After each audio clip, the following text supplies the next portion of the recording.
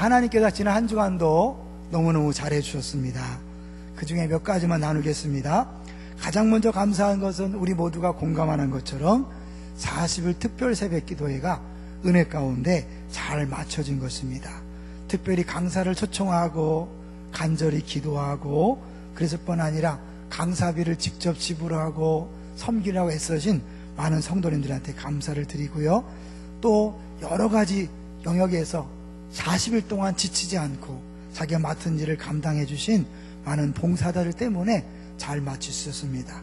더 감사한 것은 새벽을 깨워서 함께 잔치를 잔치답게 만드신 모든 성도들에게 감사를 드립니다. 두 번째로는 부활절 연합 준비를 위해서 어제 우리 교회 성도님들이 약 50명이 와스타댐에 가서요 15,000장의 순서지에다가 헌금 봉투 끼우고 그 다음에 비행기, 종이 비행기 접을 종이를 끼는 작업을 했어요. 많은 인원이 갔기 때문에 생각보다 빨리 끝나고 기쁨으로 이렇게 하는 걸 봤습니다. 제가 그걸 보면서요, 야, 하나님 앞에서 우리가 말하는 게 참 무섭다. 우리가 이웃과 열방을 섬기는 교회 되자고 그렇게 계속해서 선포했는데 실제로 지금 이번 부활절 연합예배 때 우리 교회가 가장 많은 섬김을 합니다. 많은 인원이. 그래서 하나님이 내 귀에 들린 대로 행하신다는 것이 이것이다. 그 생각이 들면서 좀 두렵기도 하더라고요. 여러분 조심하셔야 될 것 같아요. 주님이 너무 많이 쓰실지 몰라요. 그리고 아까 잠깐 광고를 빼먹었는데요, 종이 비행기를 날리고 나서 이제 그걸 정리해야 되는데 운동장은 안내를 맡은 하늘빛 내리는 교회가 담당하고 우리는 스탠드를 담당하게 했으니까요, 그렇게 하시고 가능한 종이 비행기 날릴 때 바로 운동장에다 막 던지세요. 그게 또 원래 뜻인데 더 의미가 있을 것 같아요. 네. 자, 이제 오늘 제목을 이거 하나 빼먹어도 웃다가 세 번째로는요, 부활절 계란 봉사를 위해서 섬겨주신 분들한테 감사를 드립니다. 이번엔 특별히 깨지지 않도록 구운 계란을 준비했습니다. 그래서 좀 비싼데요, 대신 봉사자들이 깨지는 계란이 없어서 먹지도 못하고 열심히 수고만 했습니다. 감사합니다. 자, 이제 오늘 제목을 보겠습니다. 오늘 제목은 충만한 기쁨, 영원한 즐거움입니다. 여러분, 늘 말씀드리지만 기독교에서 가장 믿기 어려운 두 가지가 있다 그랬죠? 뭘 믿기 어렵습니까? 첫 번째로는 동정녀 탄생을 믿을 수 없습니다. 어떻게 처녀가 아기를 낳냐? 말도 안 된다. 예, 믿을 수 없는 사실이에요. 근데 만약에 예수님께서 동정녀에게서 나지 않았다면 우리의 구원자가 될 수 없어요. 왜? 자신의 죄를 갖고 태어났기 때문에 대신 죽을 수 없습니다. 그래서 동정녀 탄생이 믿기 어렵지만 그걸 빼버리면 기독교는 존재하지 않습니다. 두 번째 믿기 어려운 게 뭐죠? 부활입니다. 어떻게 죽은 자 가운데 살아나냐? 말도 안 된다. 네, 맞습니다. 말도 안 되는 건데 죽은 자의 부활이, 예수님이 부활하지 않았다면 우리 기독교는 존재할 수 없습니다. 왜냐하면 예수님이 수십 번, 수백 번, 수천 번 십자가에 죽었어도 부활하지 않았다면 그 십자가의 죽음은 헛것이 되기 때문에 그래요. 부활했기 때문에 하나님의 아들로 인정받은 것이고요, 부활했기 때문에 구약의 제사제도의 기준에서 볼 때 하나님이 우리 죄를 완벽하게 용서하신 것이 되기 때문에 부활이 중요합니다. 믿을 수 없는 두 가지를 믿었기 때문에 우리가 이 자리에 있는 줄로 믿습니다. 그러니까 은혜죠. 이 자리에 있는 게 은혜예요. 믿지 못하는 게 정상이에요. 그렇잖아요. 처녀가 어떻게 아기를 낳습니까? 어떻게 죽은 사람이 부활합니까? 말도 안 되는 게 믿어졌다. 그래서 그것이 은혜죠. 성령의 역사지 우리가 잘나서 믿은 게 아니라는 거죠. 우리 이 자리에 그런 믿음의 은혜를 받고 모인 것입니다. 그래서 사실은요, 이 부활이 있기 때문에 기독교는 한마디로 기쁨의 종교입니다. 기쁨을 빼놓으면 그야말로 시체죠. 이 갈라디아서 5장 22절에 보면 이 성령의 열매 9가지가 나오죠. 그래서 첫 번째가 뭡니까? 사랑. 두 번째는 희락. 세 번째가 화평이에요.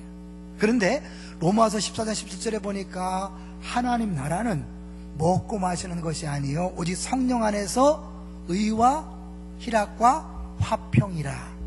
여러분 한번 연결해 보세요. 사랑과 희락과 화평. 하나님 나라는 의와 희락과 화평. 연결이 됩니까?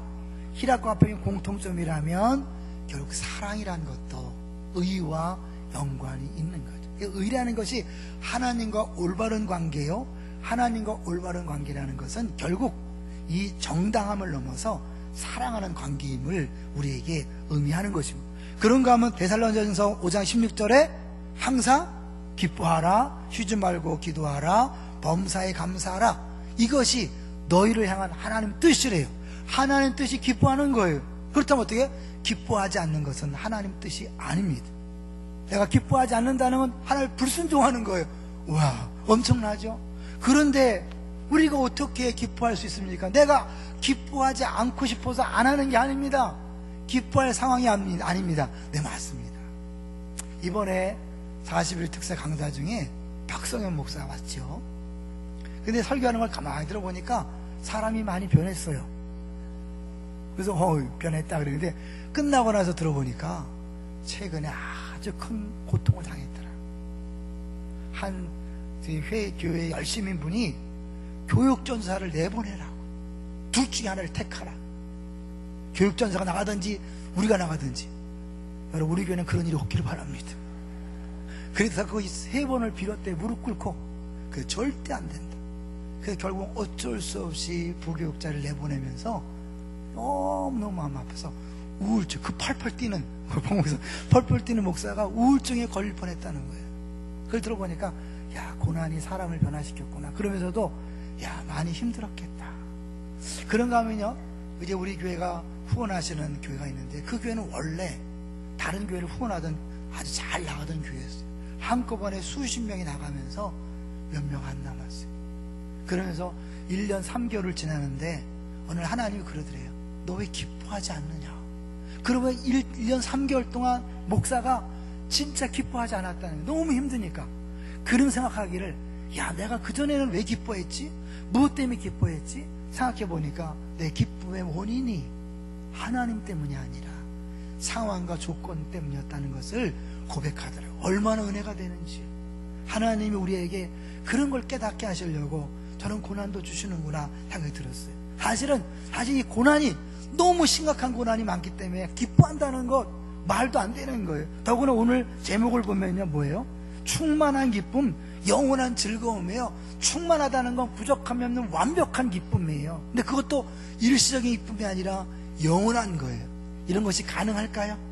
네, 오늘 본문의 주인공인 다윗은 우리보다 더 어렵고 힘든 상황에서 이런 걸 느끼며 살았다고 고백하고 있는 거예요. 사실 다윗은요, 2가지의 위험 속에 늘 살고 있었어요. 첫 번째는 무슨 힘이었을까요? 네, 죽음의 위협 속에서 살았어요. 한번 본문을 같이 보도록 하겠습니다. 오늘 본문을 보시면 이 시편 16편에서 다윗이 이런 고백을 해요. 10절을 볼까요? 16편 10절 시작. 이는 주께서 내 영혼을 수월에 버리지 아니하시며 주의 거룩한 자를 멸망시키지 않으실 것임이니이다. 이게 뭐예요? 수월, 죽은 사람들이 가는 곳이에요. 멸망, 끝나는 거죠. 이것을 이야기한다는 게 뭐예요?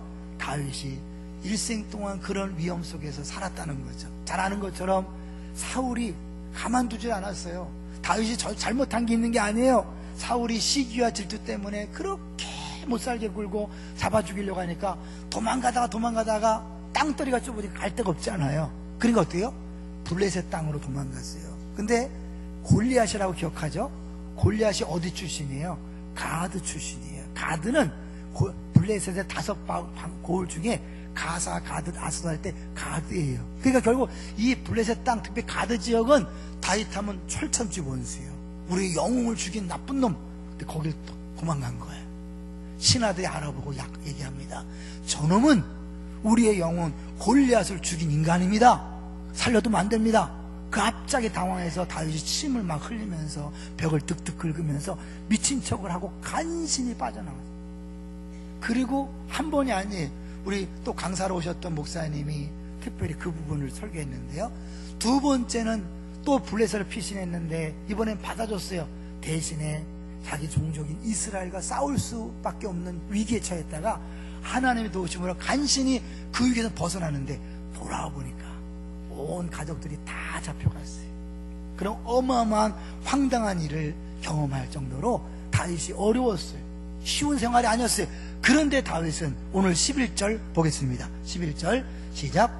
주께서 생명의 길을 내게 보이시리니 주의 앞에는 충만한 기쁨이 있고 주의 오른쪽에는 영원한 즐거움이 있나이다. 충만한 기쁨, 영원한 즐거움을 이야기합니다. 어떻게 다윗은 그렇게 어려운 상황에서 그랬을까요? 또 하나 중요한 위협 중에 하나는 뭐냐면 다윗이 혼합주의자들의 유혹에 계속 노출된 거예요.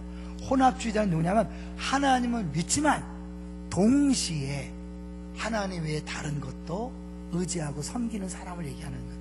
교회 바깥의 사람이 아니에요. 하나님을 안 믿는 사람이 아니에요.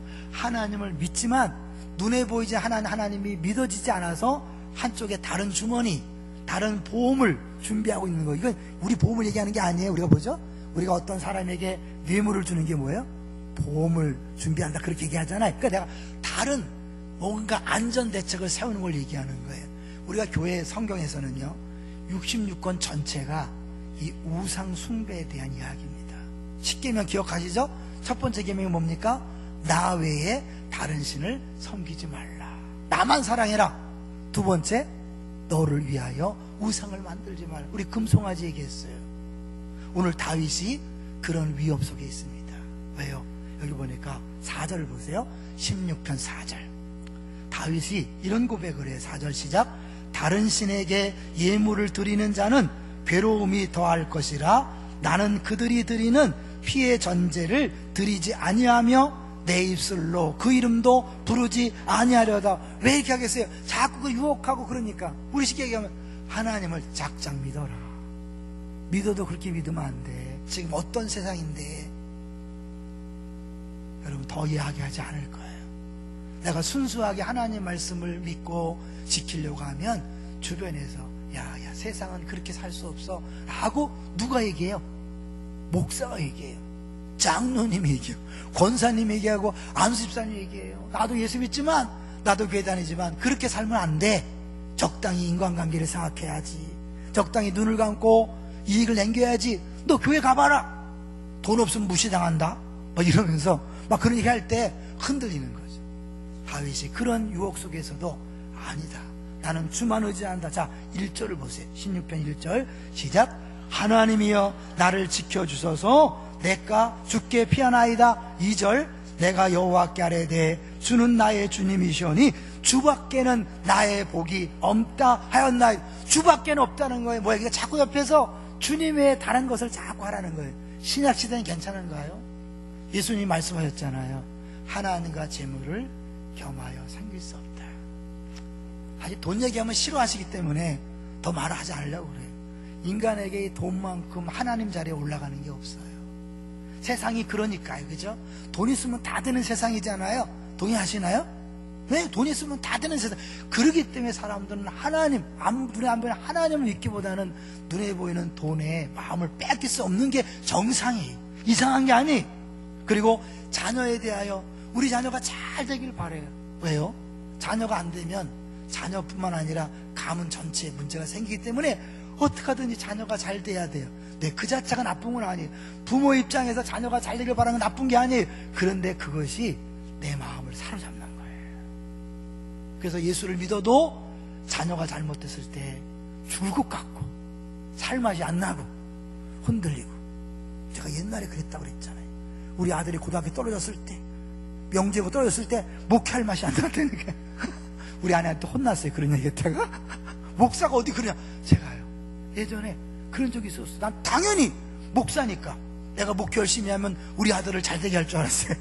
근데 하나님이 감히 떨어뜨리시다니. 감히 이런 잘못된 신앙을 갈 수 있다니까요. 그것뿐입니까? 우리 안에서 하나님 내가 예수 믿지만 이거는 반드시 꼭 해줘야 합니다. 이런 게 있잖아요. 그거 안 되면 안 됩니다. 그게 우상이에요. 근데 우리는 그것이 심각한 범죄인지를 모르는 거예요. 나중에 또 얘기하겠지만요. 그것을 내려놓고 그것을 포기하는 것이 중요한 거예요. 자, 사실은 이렇게 다윗이 이런 죽음의 위험과 우상 숭배의 위협 속에서도 믿음을 지키면서 그렇게 즐거움, 충만한 기쁨, 영원한 즐거움을 누릴 수 있었던 이유는 뭘까요? 결론적으로 먼저 말하면 다윗은 부활을 믿었어요. 에?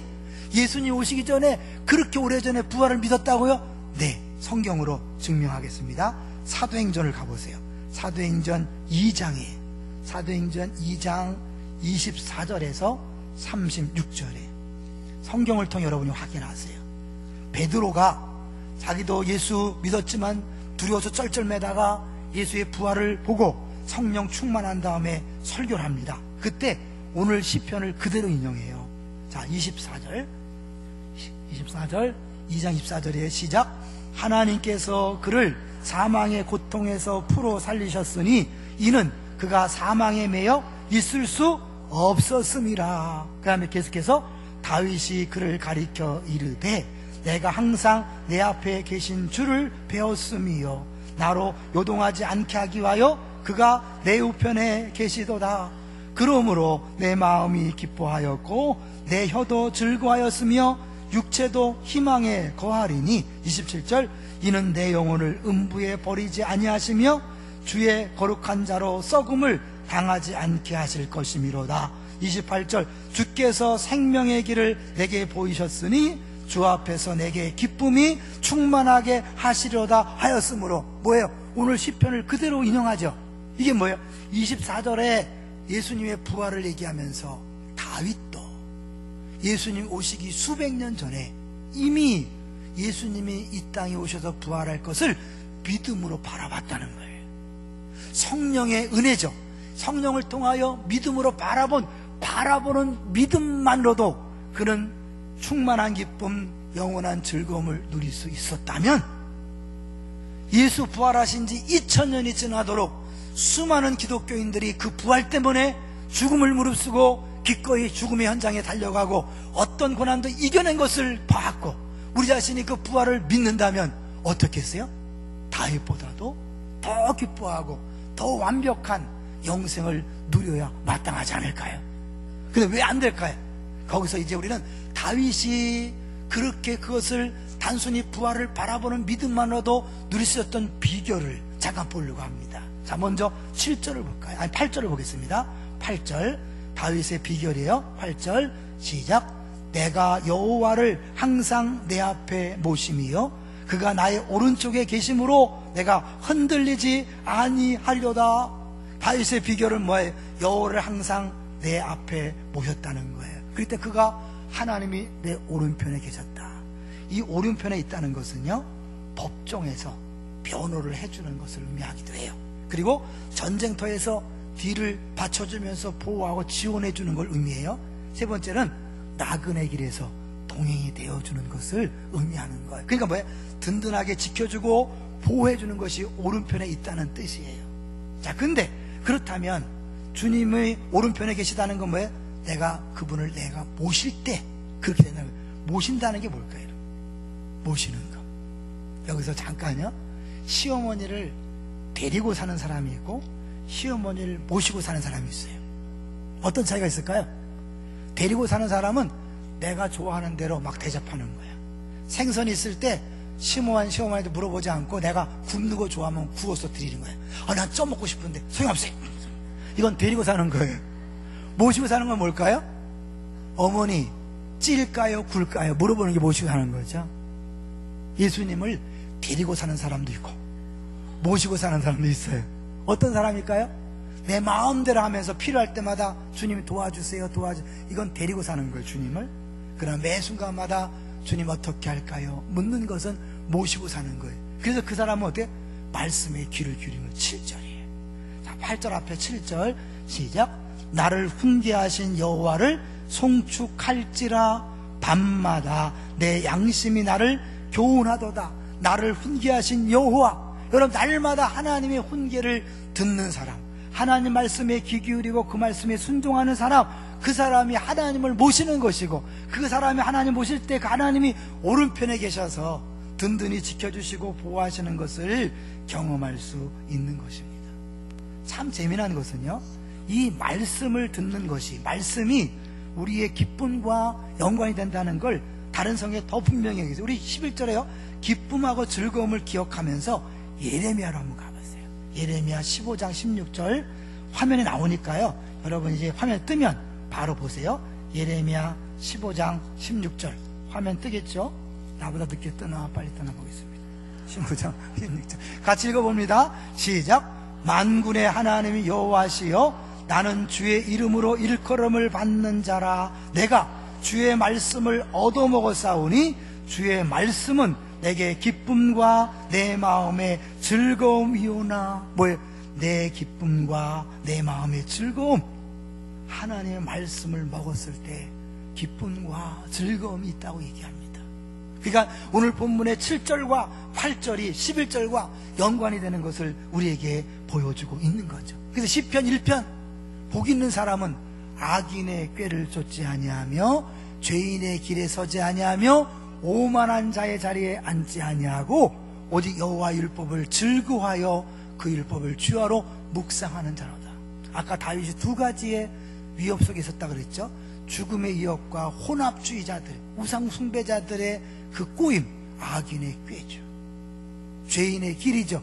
그것을 거부하고 하나님 말씀 앞에만 무릎 꿇고 순종하는 그 사람이 하나님을 앞에 모시고 하나님 오른편에 계신 그런 삶을 누릴 수 있는 거죠. 자, 그런데요, 이것이 11절과 한번 생각해 보려고 그래요. 이 8절과 11절이 아주 묘해요. 여러분 정확히 자세히 읽어본 사람은 이상하네, 8절 11절이 어울리지 않는다는 걸 느낄 거예요. 자, 11절 볼까요? 11절 시작. 주께서 생명의 길을 내게 보이시리니 주의 앞에는 충만한 기쁨이 있고 주의 오른쪽에는 영원한 즐거움이 있나이다. 자, 8절은 하나님이 내 우편에 계시는 거예요. 자, 그러면 하나님이 내 우편에 계시면 하나님 우편은 어디입니까? 하나님 우편 저쪽이죠. 여러분 그 생각 안 해봤어요? 자, 내가 하나님 내 우편에 오른쪽에 계시잖아요. 그럼 하나님 여기 계시면 하나님 우편은 어디예요? 저쪽이죠. 내 뜻은 왼쪽이에요. 그럼 어떻게 이 11절이 이상하잖아요, 그죠? 그렇다면 이 말씀대로 한다면 뭐예요? 하나님의 우편에 계시는데 어디 우편에 계시는 거예요? 이 앞에 나를 마주 보고 있는 거예요. 그럼 어떻게 해요? 내 우편도 되지만 하나님의 우편이 나죠. 그림이 그려지나요? 주님이 내 앞에서 손을 잡고 계시는 거예요. 다윗의 손을 잡고 있는. 여러분 우리 생활 속에 어떤 그림이 연상됩니까? 애들이 처음 롤러를 배울 때, 스케이트를 배울 때 부모가, 선배가 손잡고 끌어주죠. 걱정하지 마, 나를 믿고 와. 처음에 무서워서 발을 못 뛰다가 믿고 갈 때 배워가는 거잖아요. 우리 하나님이 그렇게 해주신다. 누구에게? 다윗에게 그렇게 했다는 거죠. 하나님을 내 앞에 모신다는 것, 그 하나님이 나의 손을 잡고 한 걸음 한 걸음 안심시켜주면서 가는 거예요. 그럴 때 그에게 충만한 기쁨, 영원한 즐거움이 있다고 고백하는 거예요. 자, 그러면 다윗에게는 그렇게 오른산을 잡고 이끌어줬다면 오늘날 그 하나님 우리에게는 어떻게 인도하실까요? 어디 계시죠?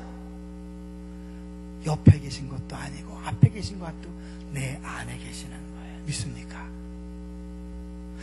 앞에 계시다면 손을 놓을 수 있고 놓칠 수 있지만 내 안에 계시기 때문에 절대로 분리될 수 없는 완벽한 안전함, 완벽한 든든함이 우리에게 보장되어 있는 줄로 믿습니다. 문제는 내 안에 그분이 살아계심에도 불구하고 내가 그분을 모시고 사는 것이 아니라 데리고 사는 거죠. 내 마음대로 하니까 그분은 인격적인 분이기 때문에 가만히 계세요. 그분의 능력과 은혜를 경험할 수 없는 거예요. 그분에게는 충만한 기쁨, 영원한 즐거움이 있기 때문에 그분에게 자리를 내어드리고 그분의 인생을 맡기면 그것이 내게 주어지는데 우리가 못하는 거예요. 왜 못할까요? 아까 얘기했죠. 사람이 죽음에 대한 두려움이 있을 때 할 수가 없어요. 그래서 여기 보니까 어떻게 해요? 생명의 길이라는 표현이 나오는 거예요. 다시 11절 보세요. 주께서 생명의 길을 내게 보이시리니. 예수님이 우리에게 보여준 생명의 길은 뭘까요? 십자가를 지는 거였어요. 십자가를 지는 건 죽는 거예요. 사람들이요, 뭐 때문에 두려워하고 뭐 때문에 무서워합니까? 죽을까봐 두려워하는 거예요. 그러니까 어떻게 하나님이 조금만 느껴지지 않아도 안 믿어져도 어떻게 자꾸 눈에 보이는 우상을 만들고 싶은 거예요. 눈에 보이는 걸 붙잡고 싶은 거예요. 돈이 더 가까워요.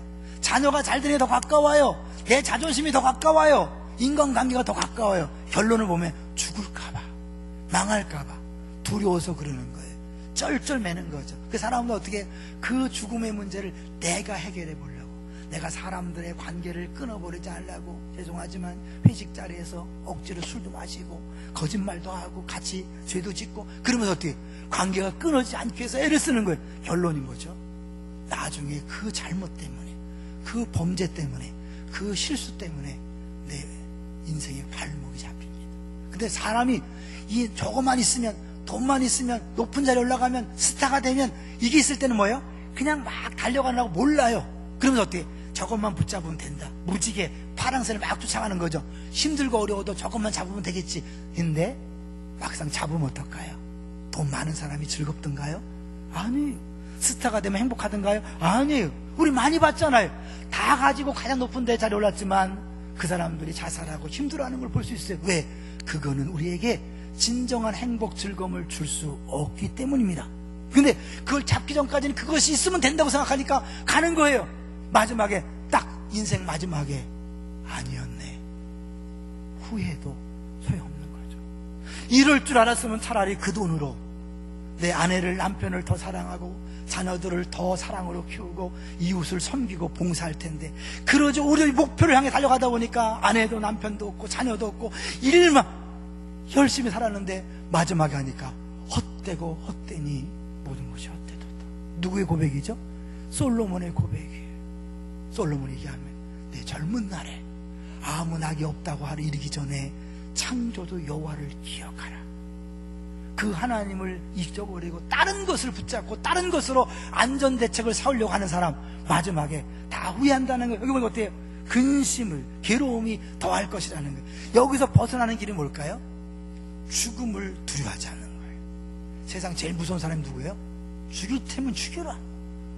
난 어차피 잃어버릴 게 없다. 이게 무서운 거예요. 죽음을 무릅쓴 사람 무서운 거예요. 근데 우리 기독교인들은 다 뭐예요? 죽음을 무릅쓴 사람들. 왜? 우리에게 결론이 있잖아요. 뭐예요? 부활이. 우린 죽어도 끝이 아니에요. 죽음은 부활이 있어요. 할렐루야. 이게 부활절이잖아요. 결말을 보고 시작하는 거잖아요. 그럴 때 우리는 어떻게 해요? 죽을 수 있는 거예요. 생명의 길이 뭘까요? 세상 사람이 볼 때는 죽는 길인데 알고 봤더니 그 죽음 뒤에 부활이 있기 때문에 영원히 사는 길이에요. 죽지 않으려고 쩔쩔맬 때는 계속해서 죽음의 공포 속에서 고통당하지만 죽기로 작정하고 죽어버리면 부활이 있고 그 부활의 영원한 생명이 우리 안에 영원한 즐거움, 충만한 기쁨으로 주 안에 감추인 새 생명 얻으니 그 진짜 영생을 누리며 사는 거예요. 그래서요, 이 죽음은 벽이 아니에요. 끝이 아니에요. 세상 사람들은 끝으로 보지만 우리는 뭐예요? 고속도로 들어가는 진입로예요. 림프예요. 우리가 두려워서 못 가요. 주님이 가라 가라는데 못 가. 안 가봤으니까. 그런데 주님이 어떻게 해요? 야, 내가 갔잖아. 내가 이미 갔잖아. 갔는데 봤지? 죽음이 끝이 아니야. 부활이 있어. 죽어 괜찮아. 자기를 부인하고 자기 십자가를 지고 나를 따르라. 그 십자가의 길을 갈 때 생각지 못했던 부활의 어마어마한 기쁨이, 즐거움이, 만족이 있는 거예요. 여기 보니까요 8절에 뭐예요? 내가요. 11절은 뭐예요? 주께서. 저는 이번에 강사 중에 한 명이 그런 얘기를 봤어요. 저는 그 정도는 술을 안 마셔봤는데 그런 얘기 하네. 처음엔 사람이 술을 마시고, 두 번째 뭐예요? 술이 술을 마시고, 세 번째 술이 사람을 마신다. 들어봤나? 다 경험 있으면서 그러시는. 그분이 그래갖고 그 젊은 목사님이 자기가 예수를 느끼 믿었기 때문에 계속 한 잔만 더 그게 술 취함의 비밀인데, 성령 충만 술 취함을 비교하니까 성령 충만도 그런 식이라는 거죠. 조금만 더 어느 순간이 되면 그 술이 나를 끌고 가는 것처럼 성령이 나를 끌고 가는 거예요. 여러분, 내가 기뻐해야지, 내가 즐거워야지, 그런 게 아니에요. 의지하는 게 아니에요. 주께서 우리에게 그것들을 주시는 거예요. 그래서 내가 알 수 없는 그런 게 있는 거예요. 우리 40일 해봤잖아요. 처음에 어떻게 시작하나 막 간신히 시작하고 일주일 지나는데 어느 순간에 뭐예요? 저절로 눈이 떠지는 거야. 어쨌든 간에 뭐 빈몽상도 받은지 40일 동안 나도 모르게 끝냈잖아요. 이게 주님이 보여주시는 그런 방법이죠. 마찬가지예요. 성령 충만이 되면 성령이 나를 이끌어 가셔서 내 안에 이 어디 있는 그 전에 할 게 뭘까요? 그 성령이 나를 완전히 지배하고 주인 되기 위해서는 내가 죽어야 돼요. 부부관계에서 죽는 것, 패밀리에서 죽는 것, 교회에서 죽는 것이 뭘까요?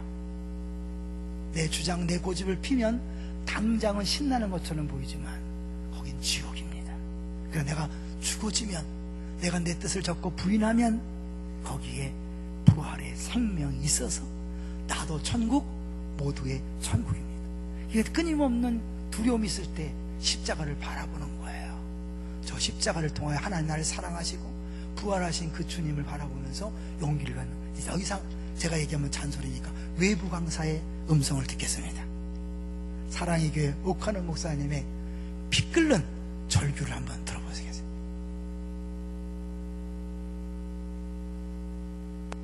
하루에도 몇 번이고 주저앉고 싶지 않겠어요? 자신감은 점점 없어지고 불안해지고 두려워지고 사는 것이 겁나고 무능한 자신, 남처럼 앞서지 못하는 자신이 원망스럽고 나중에는 그렇다고 해서 자기를 붙들어주는 손도 없고 기댈 만한 데도 없고 결국은 우울증에 빠지는 비참한 일들이 우리 주변에 많이 있습니다. 이럴 때 우리에게 필요한 것이 있다면 뭡니까? 힘이요. 힘이요. 세상을 살 수 있게 하는 힘이요. 벌떡 일어나게 하는 힘이요. 자존심을 살려주는 힘이요. 절대로 기죽지 않게 하는 힘이요. 비틀거릴 때마다 붙들어주는 강한 손이요. 어떤 형편이든지 자족하면서 감사할 수 있게 만드는 힘이요. 힘이 필요해요. 힘이 필요해요. 세상을 살기 위해 힘이 필요해요. 내 안에 없는 힘이 필요해요. 밖으로부터 오는 힘이 필요해요. 이 힘이 필요해요. 어디서 이 힘을 얻을 수 있습니까? 십자가를 향해서 가까이 나아가 나를 사랑하사 나를 위하여 자기 몸을 버리신 하나님의 아들을 붙들고 그분의 그 놀라운 사랑을 내 마음에 다시 한번 체험할 때 힘이 생깁니다. 주님이 뭐라고 하시는지 알아요? 너는 네가 똑똑하지도 못하고 머리도 둔하고 경쟁에도 뒤처지고 쓸모없다고 그래서 살고 싶지 않다고 그러지. 그러나 야, 나는 네가 얼마나 좋은지, 나는 네가 얼마나 사랑스러운지, 내가 너를 위해서 이렇게 십자가에서 내게 죽었다. 너 그거 잊어버렸니? 내가 이만큼 너를 사랑하는 것 가지고 만족하지 못하겠니? 내가 너를 이만큼 사랑해 주는 것만으로도 행복하다는 말 못하겠니? 너 인생의 짐이 무겁다고? 나는 너보다 더 무거운 짐 지고 세상을 살았어. 그러나 다 지나가는 거야. 나중에 내가 너에게 안겨줄 하늘의 영광은 세상의 고난과 비교가 안 돼. 하루 10분만 십자가의 죽음을 묵상하십시오. 아무리 바빠도 하루 10분만 나를 사랑하사 나를 위하여 자기 몸을 버리신 주님 앞으로 다가가세요. 하루 10분만 그분 십자가 밑에서 흘러내리는 피에 여러분의 손을 담고 그분을 불러보십시오. 세상이 아무리 험해도 세상 살기가 아무리 힘들어도 다시 한번 일어날 수 있는 힘을 얻을 것입니다. 십자가에서 흘러내리는 하나님의 사랑의 힘이 우리를 벌떡벌떡 일으켜 세울 것입니다. 우리에게 자존심을 심어줄 것입니다.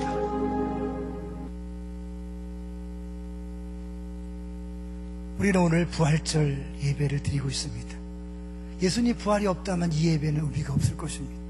믿을 수 없는 사실 부활을 믿는 사람들입니다. 결말을 이미 아는 사람들입니다. 십자가 앞에서 두려워하지 마십시오. 죽음 앞에서 두려워하지 마십시오. 기꺼이 죽으십시오. 그게 죽는 길이 아니라 생명의 길입니다. 주님께서 먼저 보여주신 생명의 길. 주께서 가시고 내가 죽는 끝이 아니야. 부활했잖아. 그분이 내 앞에 손을 잡고 한 걸음 한 걸음 인도해 주십니다. 제가 2부 때 간증한 내용을 잠깐만 하고 마치려고 그래요. 제가 그 자녀 얘기를 가능하면 안 해야 되잖아요. 우리 아들도 있고 그래서 우리 딸이 사실은 우리 교회 처음부터 다니신 분들은 딸이 그렇게 모범적인 학생은 아니었어요. 그래서 사실 그랬기 때문에 저는 호주에 기꺼이 보낼 수 있었어요. 내가 너무 곱게 키웠다면 못 보냈을 거예요. 너무 힘들고 당황하는 모습을 보면서 가라 그랬어요. 좀 막힌 거죠. 거기 갔다 케냐 갔어요. 그 험한 케냐 가서 예수님을 만났어요. 우리 아들도 딸도 예수님을 만났어요. 여러분, 내가 붙잡고 있다고 해결되는 게 아니거든요. 내가 그들을 어찌할 수 없어요. 주 앞에 맡기고 내려오는 순간 주님이 알아서 하십니다. 여러분의 자녀, 여러분 물질, 건강, 인간관계, 직장, 사업장 붙잡고 늘지 마세요. 내려놓으세요. 죽을 것 같지만 내려놓으세요. 내려놓는 순간 여러분, 하나님께서 여러분을 날개로 업어서 신나는 기쁨으로 즐거움으로 경험하게 하실 것입니다. 할렐루야. 이 부활의 진정한 의미를 누리시기를 주의 이름으로 축원합니다.